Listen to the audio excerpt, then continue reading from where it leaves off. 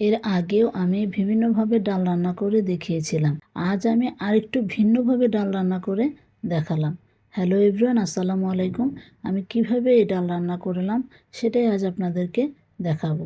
প্রথমে একটি ফ্রাইং প্যানে ডাল নিয়ে এবং তার সাথে অল্প একটু আলু কুচি নিয়ে তারপর তাতে পেঁয়াজ কুচি, টমেটো কুচি, 1.5 চামচ লবণ এবং 1/2 চা চামচ করে হলুদ, মরিচ, ধনিয়া এবং অল্প একটু করে আদা বাটা এবং রসুন বাটা দিয়ে মশলাটা ভালোভাবে মাখিয়ে নিয়েছি। মাখানোর সময় আমি একটু তেলও দিয়ে নিয়েছি। তারপর পরিমাণ মতো পানি দিয়ে ঢাকনা দিয়ে ডালটা আমি ফুটতে দিয়েছি। যখন ফুটে আসলো তখন আমি ডাল ঘুটনি দিয়ে একটু চেপে চেপে দিয়ে দিলাম।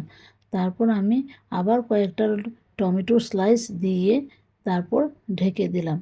তারপর একটা পর্যায়ে যখন ডাল হয়ে আসলো তখন আমি আরেকটি কড়াই বসিয়ে তাতে পেঁয়াজ কুচি, রসুন কুচি এবং কিছু পাঁচফোড়ন ও 3টা শুকনো মরিচ দিয়ে বাগার দিয়ে নিয়েছি এবং সবশেষে কতগুলো ধনে পাতা দিয়ে ডালটা নামিয়ে নিয়েছি।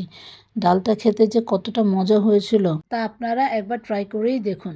আমার এই ডাল রান্নার রেসিপিটি আপনাদের কাছে কেমন লেগেছে তা একবার কমেন্ট বক্সে জানিয়ে যাবেন। ধন্যবাদ।